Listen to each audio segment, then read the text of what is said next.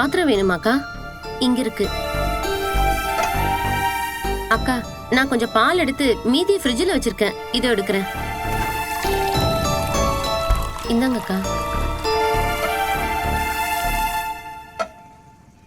காலையில காஃபி எல்லாம் நேரத்துக்கு நடக்கணும் போல.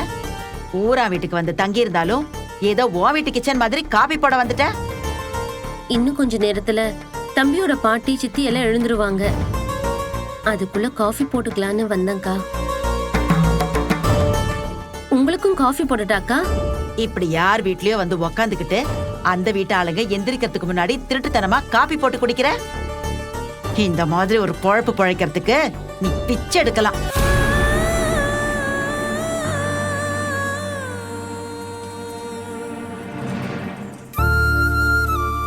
ஒத்தியா இருந்திருந்தா பிச்சை கூட எடுத்திருப்பேன்க்கா. இல்ல எதுக்கு இந்த வாழ்க்கைன்னு செத்து கூட போயிருப்பேன்க்கா. ஆனா 2 பிள்ளைங்களை பெத்துட்டேனே, அதுங்க என்ன பண்ணுச்சுங்க பாவம்.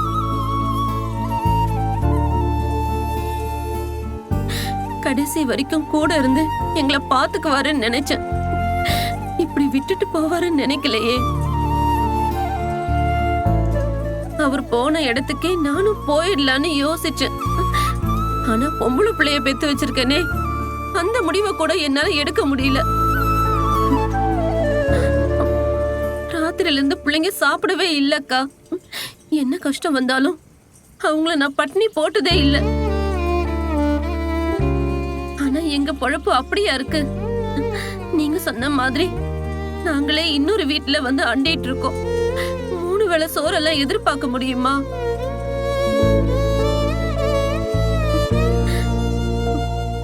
சரி, ஒரு காஃபியாவது பிள்ளைங்களுக்கு போட்டு கொடுக்கலான்னு நினைச்சேன்.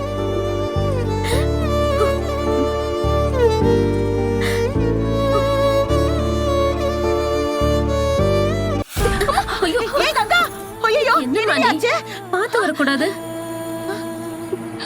புள்ளதாச்சியா வேற இருக்க, ஒவ்வொரு அடியும் பார்த்து வைக்கணுமா? எத்தனாவது மாசம் இது? 6வது மாசம். 6 மாசம் ஆயிடுச்சு. பத்திரமா இருக்க வேண்டாமா?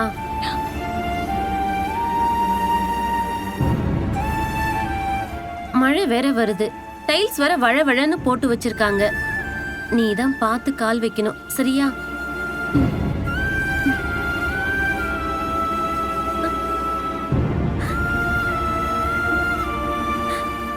ஏ கங்கா, உனக்கு ஒண்ணும் இல்லல்ல? எனக்கு ஒண்ணும் இல்லம்மா. என்னாச்சு அவங்களுக்கு? அவ பாட்டுக்கு காஃபி போட்டுக்கிட்டு இருந்தாடி. நான் சும்மா இருக்காம என்னென்னமோ சொல்லி தொலைச்சிட்டேன்.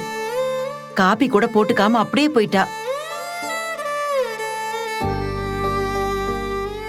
என்ன இருந்தாலும் அவளும் ஒரு அம்மா தானே. பிள்ளைங்களுக்கு காஃபி போடணும்னு வந்தா. திட்டி விட்டுட்டேன்.